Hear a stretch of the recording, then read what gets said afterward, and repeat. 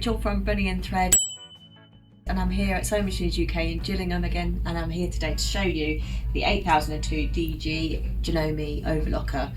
So we've got the accessories it comes with here. So the instruction book is very valuable, especially for an overlocker, because it takes you through lots of different scenarios, different types of stitching that you might want to do, so such as your rolled hem and that kind of thing. So that's really useful, your instruction book. You've also got an instructional DVD as well, which is very handy. Then you have some spare needles, your tweezers, and a couple of screwdrivers as well to change your needles and that kind of thing. So on the machine here, we have 4 threads. We have a tension dial for each thread as well, so you can change each thread's tension individually.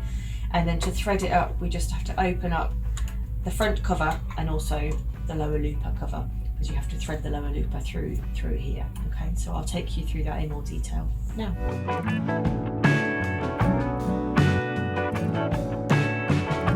Okay, so I'm going to start with the lower looper first, which is this one on the far right here, and then work my way across to the needles on the left hand side. And the threads all start off in the same way at the top here. So I'm going to take this one through, following the green instructions for the lower looper threader. So take it through the first hole and then up through the second hole, into the thread guide here, and then through my tension. So I'm just going to wrap it underneath the disc, but I'm going to kind of floss it, if you like, to make sure it's right inside, and you can feel the tension on that thread now, which is really key. Okay, and then we take the thread through this thread guide. You've also got the instructions here actually, so it's nice and easy to follow here, but also in the instruction book it's very clear to follow too. So into this thread guide here, and then you've got little green spots to show you where to go, so you just thread it through this one and then this one here, straight through the holes.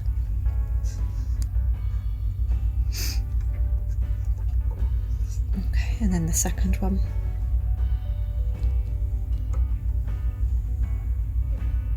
Okay, so it's gone straight through here, and then we need to go into here to thread up our lower looper.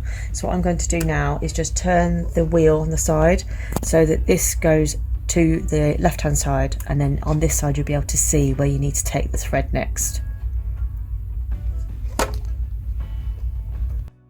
So to give myself a bit of space in here, because the blade, this is the top blade here, you can disengage this.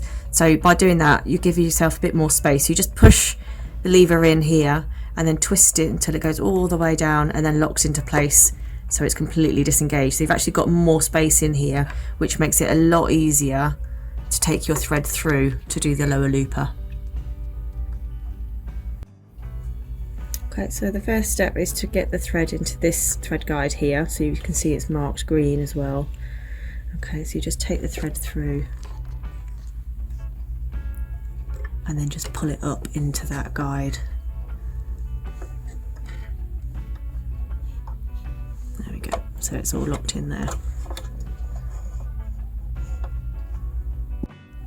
Okay, so I'm just going to rotate my hand wheel so that the lower looper is visible on this side. So you can see there the little green mark and a hole there for me to put the thread through.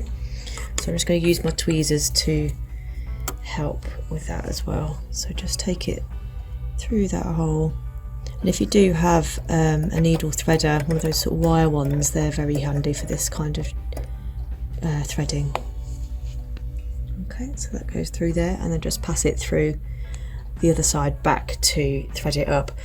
I'll just take the lower looper back to the original position again, so turning the wheel back to the start position. Okay, so now I've put it back to the original position, I can just see my loose thread here, so I'm just going to give that a pull with my tweezers, and that's come through. And then I just need to take it through this little hole here, front to back. And again, that threader helps a lot if you do have one of those wire overlocker threaders. They're very handy. It's just that goes through there. And then you want to leave about 10 centimetres or so. Just make sure it doesn't hook around anything. It shouldn't be like that. Okay, and just leave a little bit of thread hanging down, and then you can go on to thread the next one.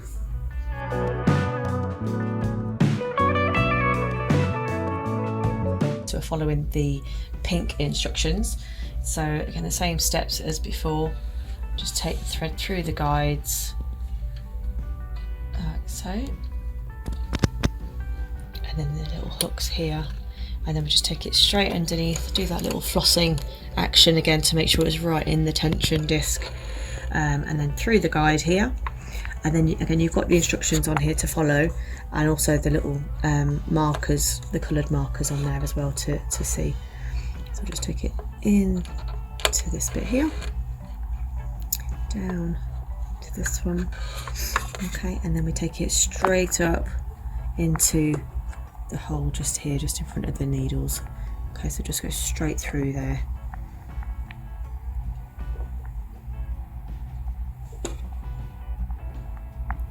Front to back again, and then just grab your tweezers and just give it a pull through, and you want to take it straight to the back and under the foot, so it's out of the way of all the other threads that you're going to be doing in a minute. Okay, so that's your upper looper, and then we can move on to the two needles. So you've got your left and right needles, so we'll do the right hand side first. Thread it through the guides in the same way as you did your loopers. Through the tension, again making sure you get the thread right in there, and you have this bit here that then takes you up to here, so again you're just following the blue line for this one. Okay, into your thread guide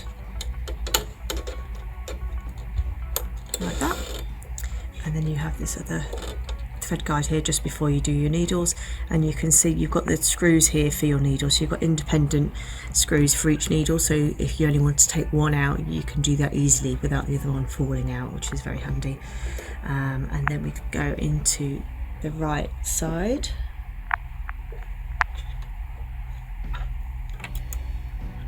and take that through to the back underneath the foot. Okay, and then the last one is your left needle.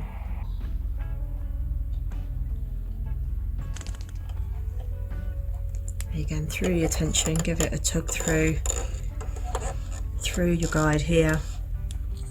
It's exactly the same as the right needle, just all the bits are on the left hand side, and then through the left needle.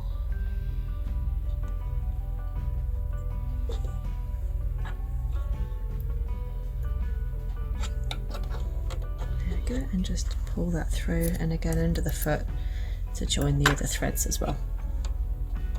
And before I do anything else, just need to remember to re-engage my blade, because I took that down earlier. So I just need to push that in and then twist it back up again, and then it will lock into place, and then we're all ready to go.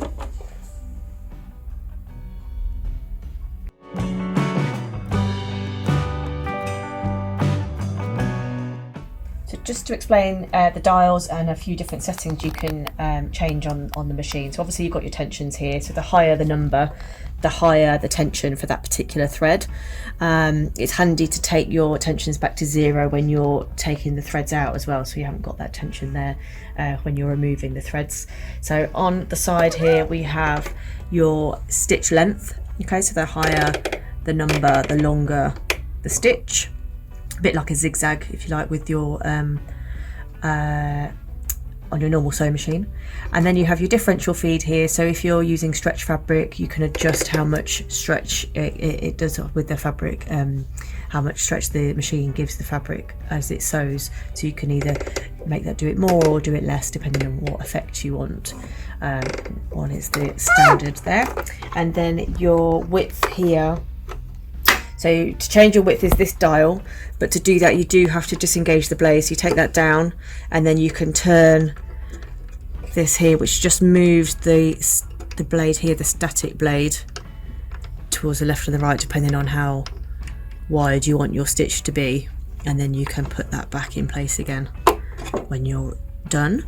Also, if you want to change it to a rolled hem, you've got these settings here for standard or rolled. So this removes the stitch finger, which is just up here. So what you need to do is remove the blade, so we've done that already, and then you also want to push in the width adjustment dial here as far as it can go, and then that allows the stitch finger just to move out of the way, and then you can put that back in again. So you only want to do that when you're using your rolled hem settings. And then we'll just pop the blade back up again, like so. Put the foot down here so it's just behind the foot, like that, and then we'll, oh, there we go.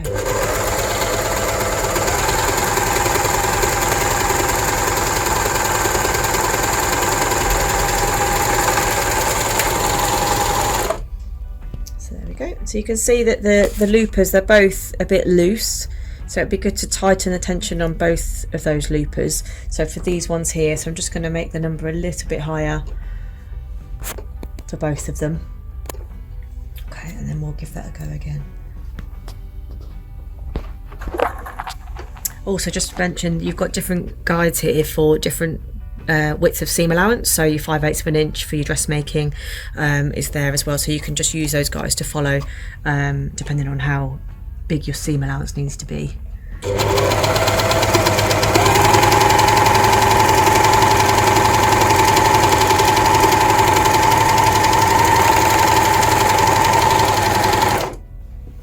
Okay, so it's pulled in a little bit more, so a little bit more wouldn't harm, just to bring those loops closer to the edge of the fabric again.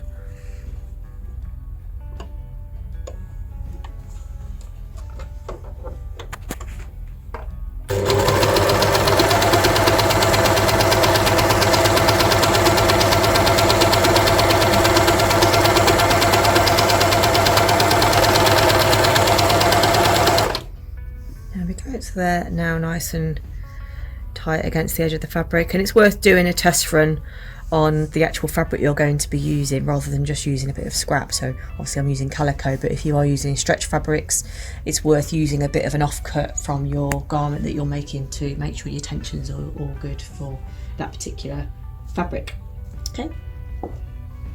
Okay, so that was a quick demo on the 8002 DG Janome overlocker. If you have any questions, just pop them down in the comments below, and if you'd like to check out this machine on our website, please visit the website for more information. Thank you.